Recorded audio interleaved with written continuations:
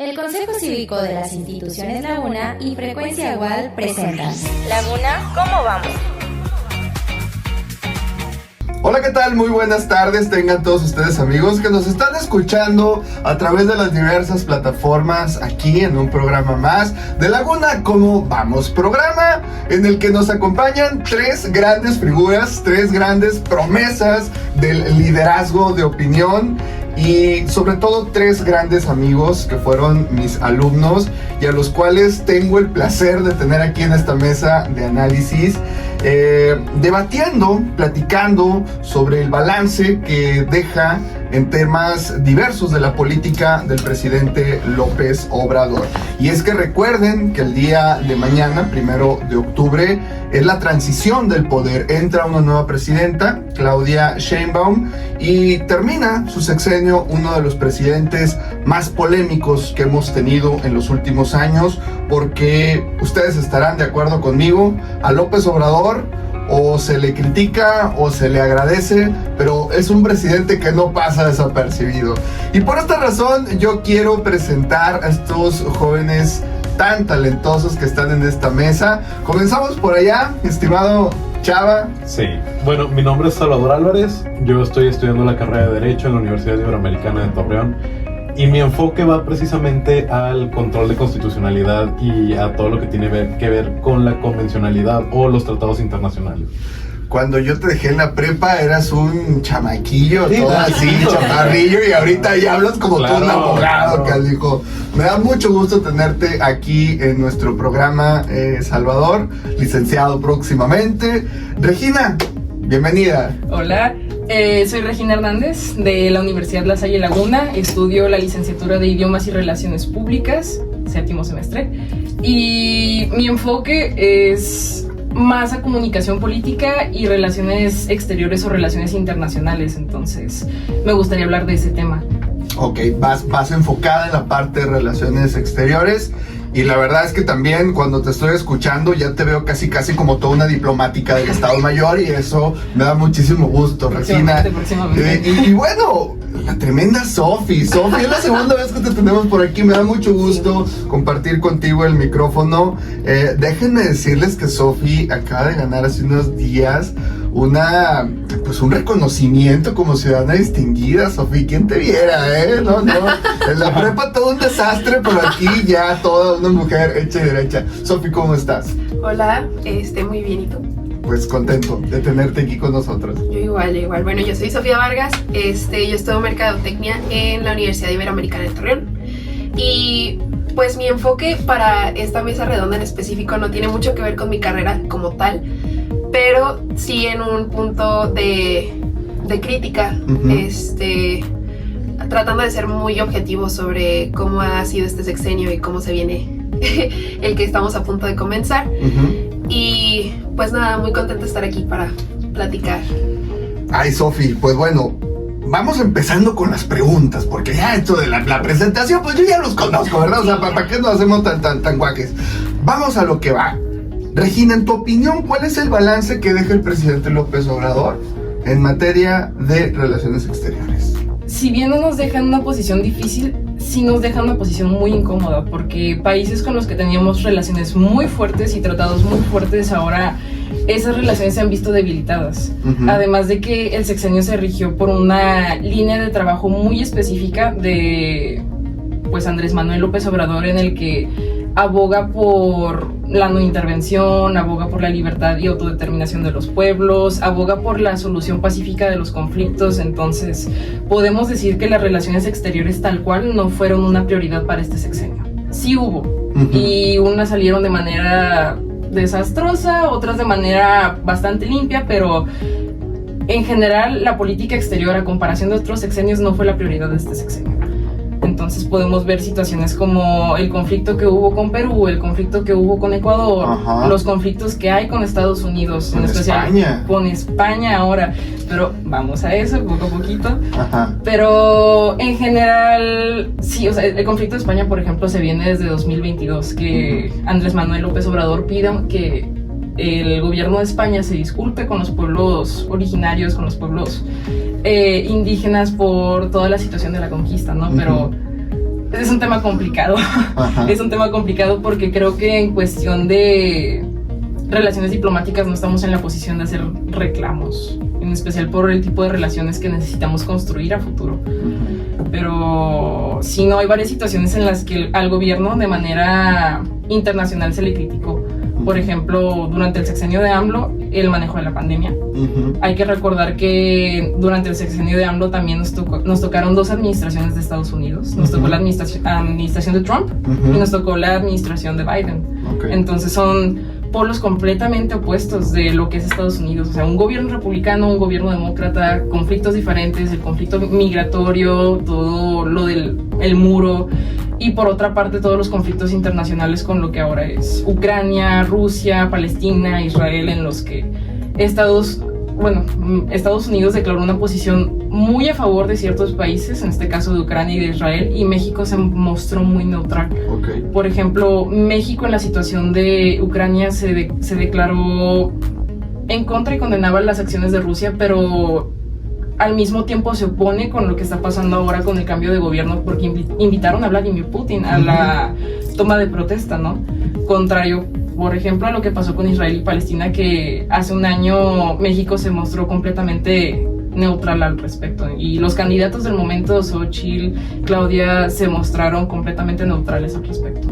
Y fíjate, me duele y al mismo tiempo saca de onda porque México, no sé si ustedes recuerden, era prácticamente el país hermano de todo Hispanoamérica y de España, ¿no? Entonces dices, ¿cómo puede ser posible que un país que antes era centro de todas las convenciones de los países hispanohablantes, y en este momento está peleado con el gobierno de Perú, con el gobierno de Ecuador, con el gobierno de Argentina, con el gobierno de España, y se relaciona más con otros gobiernos que desafortunadamente no están tan bien vistos por la esfera global democrática? Y pareciera que hoy, con las decisiones que está tomando, sobre todo en el tema del Poder Judicial, han comparado mucho las acciones del presidente López Obrador con lo que hace, por ejemplo, Nicolás Maduro en Venezuela. Y aquí yo quisiera preguntarte, Salvador, como estudiante de Derecho, ¿qué repercusiones para la vida pública de México crees que vaya a tener esta reforma que se hizo ya al Poder Judicial?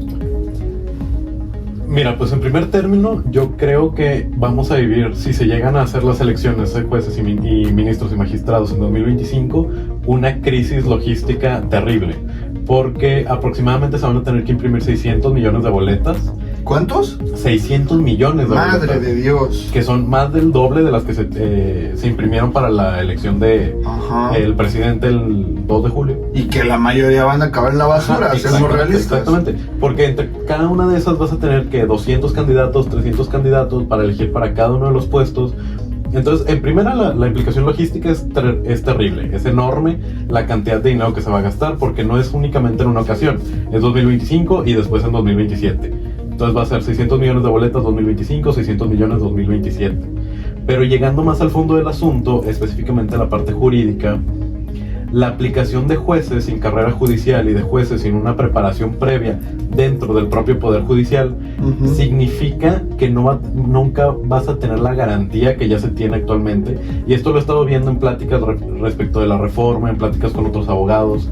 Antes los abogados litigantes mencionan mucho que, si bien es cierto que en el fuero común, en el fuero local, en lo que son el Poder Judicial de los estados, existe la corrupción, existe el nepotismo y existe el influyentismo, siempre ibas a tener la garantía de que en una instancia federal, en el Poder Judicial de la Federación, te iban a resolver conforme a quien tuviera razón. Te digo, eso lo he estado escuchando de litigantes, de que todos te decían, para mis clientes, para mis compañeros, siempre decías eso. Por más que pierdas en instancia local por corrupción, en federal te lo van a arreglar. Y ahora, con la aplicación de jueces que no tienen carrera judicial y que le deben algo directamente al poder que los emitió, ya no vas a tener esa garantía, porque ¿cómo le vas a pedir a un juez electo por el Poder Legislativo que se declare en contra de las propias leyes? O un juez propuesto por el Poder Ejecutivo que se declare en contra de los actos de autoridad. Le deben su puesto a esas autoridades, le deben su puesto a esos poderes de la Unión. Entonces esto en primera nos genera una crisis de constitucionalidad y de logística terrible. Y en segunda, qué bien que me hayas preguntado después de Regina, porque esto también, como una implicación internacional, ya existen múltiples países que se han pronunciado en contra de la falta de seguridad jurídica que va a generar la reforma en México. Y específicamente lo vemos con Estados Unidos. Estados Unidos ha atacado en múltiples ocasiones la reforma al Poder Judicial por las posibles afectaciones que va a tener el TEMEC en materia judicial aquí en México. Porque ya no va a existir una garantía jurídica, ya no va a existir una seguridad jurídica, ya no va a existir el debido proceso como lo conocíamos. Y bueno, una vez que hablamos de las relaciones exteriores, de cómo queda México en muchos casos en vergüenza a nivel internacional, tocando el tema del Poder Judicial, que ha provocado muchísima incertidumbre en los mercados, al grado de que hoy casi volvemos a los 20 pesos por dólar, al grado de que hay 35,000 millones de dólares detenidos literalmente, que estaban por llegar en inversión y que se pararon. Pensaríamos, mejor dicho, que basta con el salario mínimo, porque muchos analistas dicen, es que este sexenio se va como el gran sexenio gracias a que subimos el salario mínimo y hoy más personas salieron de la pobreza. La economía es más que el salario. Para que haya un dinamismo y para que la gente tenga, no sé si ustedes estén de acuerdo conmigo, para que la gente tenga poder adquisitivo, pues tienen que llegar inversiones y tiene que fluir el efectivo. No vas a tener una mejor calidad de vida solo por decreto presidencial cuando aumenten el salario mínimo. Y aquí es donde Sofi, que es la estudiante de los temas, por así decirlo, económicos, quisiera saber tu opinión. Con estos aumentos generalizados al salario mínimo, ¿tú crees que los mexicanos hoy vivimos mucho mejor que hace 6 años? Ay, pues... no. Suspira en brasileño. Portugués. Portugués. Brasileño. Es lo mismo. Bueno, sinceramente no. O sea, aunque el salario ahora prácticamente sea el salario mínimo, sea prácticamente de 250 pesos, no es suficiente, y mucho menos con la inflación que estamos viviendo hoy en día. Que te llegue más dinero a la cartera no quiere decir que puedas llenar más el carrito. Y es triste porque hay mucha gente que no se da cuenta de eso. Ajá. Ellos nada más están viendo el numerito, que ya en vez de ganar 800 pesos están ganando 1,200. Ajá. Pero pues antes hacer tu súper te costaba 1,000 pesos y ahora te estás gastando 2,000. O sea, no hay forma en la que el salario mínimo, como único factor considerado, sea un indicador de que la economía va subiendo. Y pues bueno, sinceramente, como empresas, tú siendo cabeza de un negocio, tampoco te beneficia el que de repente tú estés generando la misma cantidad de ingresos, pero que tengas que aumentar tu nómina solo porque pues así se dictó. No quiere decir que a ti te vaya mejor, y eso pues también afecta a la economía, porque hace que las empresas, principalmente las chicas y las medianas, se vean en un aprieto, porque ya el dinero y la economía que están circulando ellos mismos no les baste para que mantengan el mismo número de empleos, para que se les dé el mismo nivel de vida, por decirlo así, a las familias que dependen de las cabezas que están trabajando en esas empresas, en esos negocios. Y fíjate, Sofi, mucha gente piensa que solo con el hecho de ganar más ya vive mejor, y es importante que se recalque esta afirmación.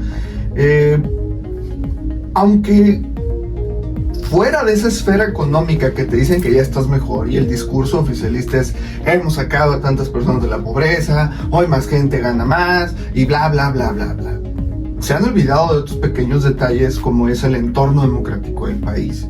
Como que nos quieren vender eso: mira, vives mejor, no te hace falta el poder judicial, no hace falta que tengamos buenas relaciones con el extranjero para que traigan inversiones, el dólar así déjalo, no pasa nada, no te afecta en nada que el dólar suba o baje, tú ya ganas más y tienes más oportunidades de salir de pobre.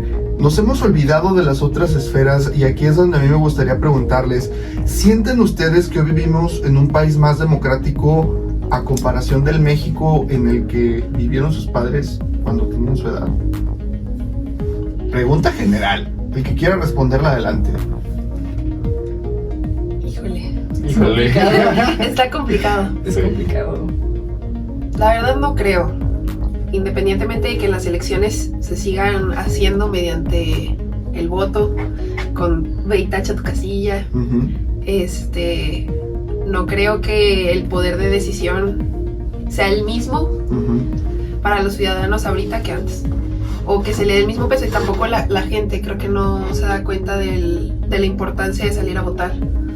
Aunque ahora seamos más la cantidad de jóvenes que hemos salido, pues tampoco nos constan las razones por las que hemos salido. Ujú. Y yéndonos a temas un poco más profundos, creo que Chava nos podría ayudar perfectamente en este tema. Ya ves toda la bolita para Sí, allá. ya. ¿Tú sientes, Chava, que vivimos en un país más democrático? Yo pienso que es todo lo contrario. Yo pienso que Estamos retrocediendo. estamos retrocediendo. Principalmente, volvemos hablando, con la reforma al Poder Judicial ya se pierde la capacidad que tenía la gente de coaccionar a las autoridades para que actúen conforme a derecho o conforme a la Constitución.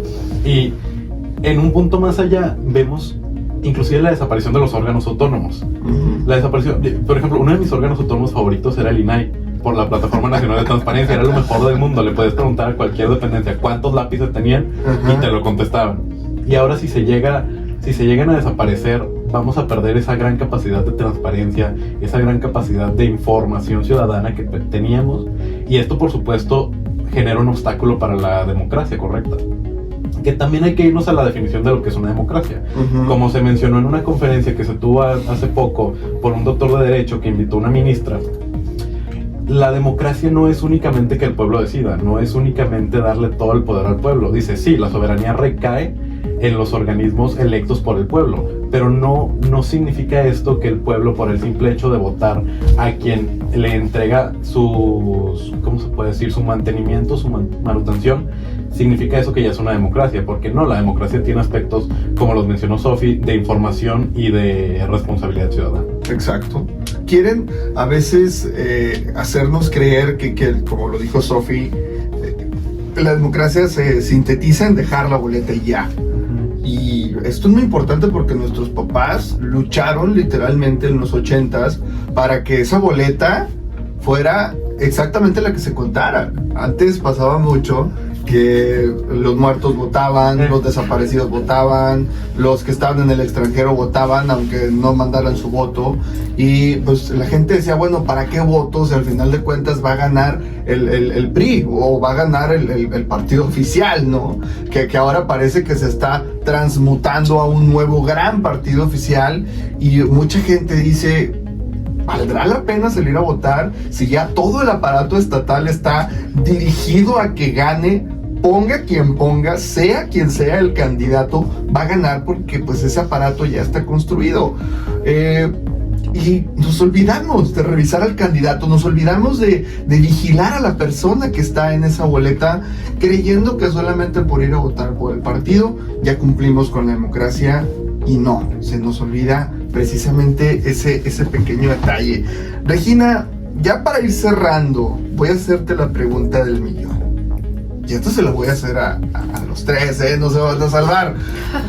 Regina, si tú fueras presidenta de la República, ¿cuál sería el principal problema que atacarías para transformar verdaderamente a tu país? Uy. Es que creo que México tiene varios puntos débiles actualmente que se deberían de atacar para cambiar las cosas. Uh-huh. Tú sabes que nosotros siempre hemos abogado por el cambio del sistema educativo, pero Sí. creo que en el momento en el que el momento histórico en el que estamos, no sé si se presta precisamente para cambiar el modelo educativo. Entonces, creo que hay otras prioridades que tiene el país a comparación de hace 6 años, hace 5 años, cuando tenía esta opinión. Ajá. Y creo que lo principal que deberíamos cambiar es la estructura de gobierno y la percepción que tenemos de la democracia en cuanto a organismos autónomos y en cuanto a todas las cámaras de diputados, de senadores. Porque, digo, esto requiere un cambio de conciencia, ¿no? Colectivo. Uh-huh. Porque, como dices, no estamos acostumbrados a revisar las propuestas, a investigar sobre nuestros candidatos. Y me incluyo porque hay cosas que si bien sí investigo, si bien sí estoy en conciencia, hay otras que casi por mi naturaleza mexicana pues dejamos de lado, ¿no? Entonces sí sé quiénes son mis diputados, sí sé quiénes son mis regidores, pero al mismo tiempo hay mucha inconsciencia al respecto. Entonces creo que tiene que comenzar por un cambio de conciencia colectivo, avanzar a un cambio de estructura de gobierno en cuestión de cámaras, de diputados, senadores, y eventualmente a un cambio educativo. Entonces, ¿tú crees que este gobierno en general, tanto diputados, senadores, presidente, gobernador, alcalde, no te representa este modelo de gobierno democrático en México, no representa a los ciudadanos? Es que es complicado porque el concepto que tenemos de democracia, como dijeron todos, está muy distorsionado. Creo que la democracia como tal no existe. Creo que es más lo que nos hemos inventado sobre la marcha, que es la democracia. Y en realidad yo no conozco una sola persona que haya estado conforme con los candidatos de la coalición PRI-PAN-PRD. O sea, hay muchas personas que mostraron su descontento, por ejemplo, con Xóchitl, o que en su momento con Beatriz Paredes no estaban de acuerdo, sin embargo eran las opciones que se presentaban. Entonces yo no considero eso una democracia. Que votas por el menos peor. Sí, no considero tener que votar por el candidato menos peor. Una democracia. Y por eso los partidos de oposición están como están en la lona. Sí, definitivamente. Sí. O sea, no hay una verdadera no hay oposición en México. Sí, no. Salvador, ¿tú qué harías si fueras presidente de la República? Mira, sigue sonando muy redundante, pero yo lo que haría es fortalecer el poder judicial. Un enfoque totalmente contrario al que tiene este gobierno. Precisamente volvemos a lo mismo. Si el Poder Judicial de la Federación es el organismo encargado de realizar un contrapeso respecto de los malos actos de autoridad, respecto de la inconstitucionalidad de las leyes y la inconvencionalidad de los tratados internacionales, al otorgarle más poder al contrapeso, este va a ser capaz de arreglar los errores de las autoridades ejecutivas y legislativas. Si estamos hablando de que actualmente existen muchas empresas que por la falla en la legislación no tienen que pagar impuestos por ciertas cosas o pueden declarar ciertas cosas de la forma que no es, al aplicar el contrapeso vamos a generar la inconstitucionalidad de esas leyes fiscales y por ende el legislativo va a estar obligado a reformarlas y a crear nuevas leyes. Esto se puede aplicar a todos los organismos de gobierno, al Instituto Mexicano del Seguro Social. Si tienes un poder judicial fuerte, puedes obligarlos a que actúen correctamente.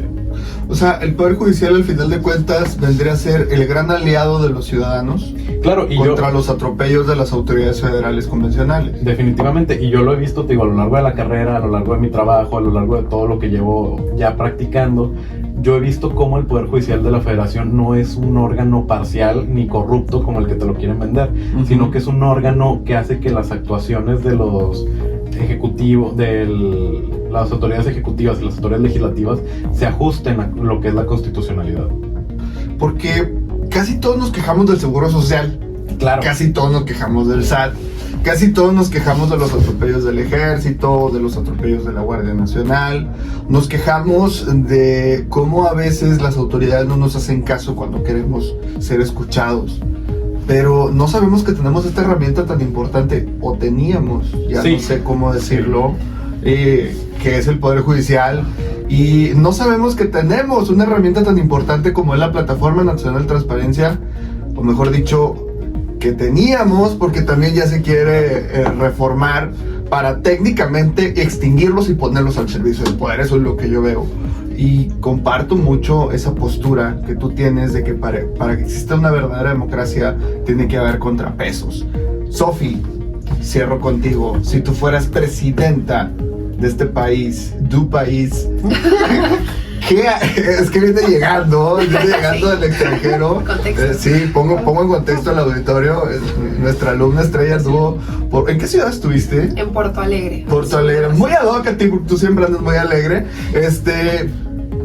Ya que regresas a México, ya que ves la situación como está, ¿qué sería lo primero que harías si fueras presidente de la República? Pues independientemente de los dos temas que ya se tocaron y con los que estoy completamente de acuerdo, pero inclinándome un poquito más hacia la opinión de Chava, creo que en lugar de estarnos enfocando en programas sociales y en grandes proyectos de infraestructura, creo que deberíamos darle un poco más de atención a crear un entorno donde la ley sí se aplique y se aplique de manera justa y eficiente. creo que tenemos una muy buena constitución como para dejarla de lado. Y aunado a esto, en materia de seguridad, creo que el poder profesionalizar y modernizar las fuerzas policíacas, el poder tener independencia para los jueces y fiscales y poder implementar la tecnología que ahorita está creciendo muchísimo, o sea, el poder utilizar la inteligencia artificial como un ejemplo para poder hacer que nuestro país sea más seguro y poder utilizar este tipo de herramientas para que se evalúe, para que se tome en cuenta, por ejemplo, acciones previas y poder tener una base de datos muchísimo más segura, moderna, que no dependa tanto como del error humano. Poder ayudarnos de ese tipo de herramientas que tenemos muy a la mano sería, creo que, un México muy diferente.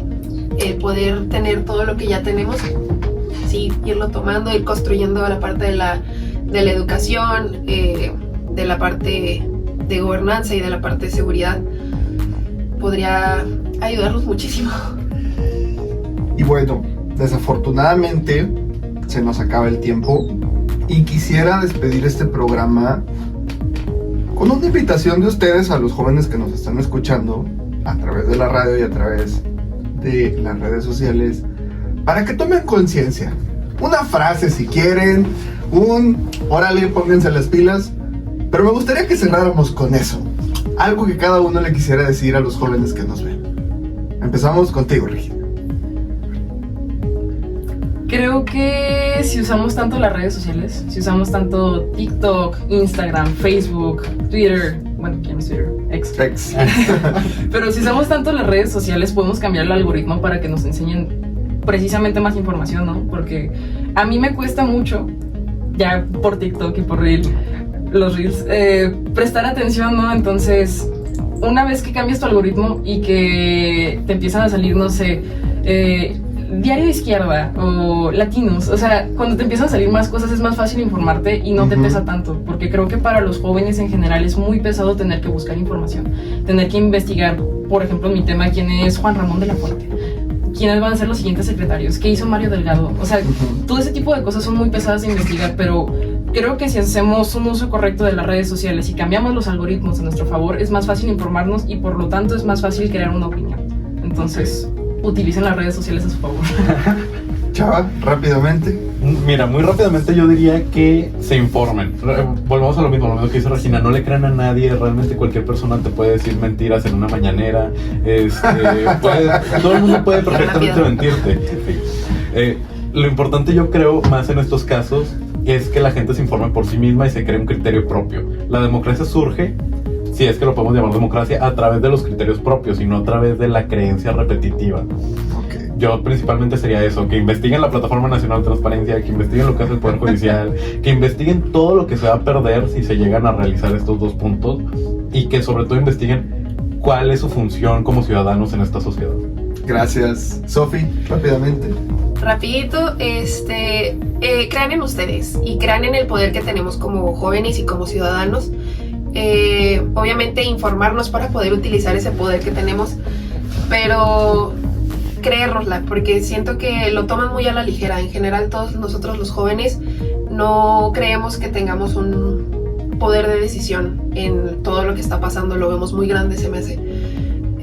Poder decir que gracias a nosotros se frenó alguna de estos puntos que hemos estado tocando, que gracias a nosotros se cambió, se implementó, se hizo, creo que es muy satisfactorio. Entonces poder luchar por eso y llegar a cambiar, convertir este México en algo que sí nos guste. Y cierro con esa tremenda frase que acaba de decir Sofi, este programa. Muchísimas gracias, muchachos, los veo y de todo corazón se los digo, me siento muy orgulloso de escuchar a estos exalumnos que tuve ya convertidos casi en unos verdaderos profesionistas, que seguro estoy también de que harán un gran trabajo por este país. Muchachos, felicidades y gracias por compartirnos sus conocimientos. Se despide de ustedes Luis Alfredo Medina, coordinador de investigación del CCI Laguna, y los invitamos a que nos escuchen dentro de 15 días, aquí a través de Laguna Como Vamos, por frecuencia UAL 98.7 FM.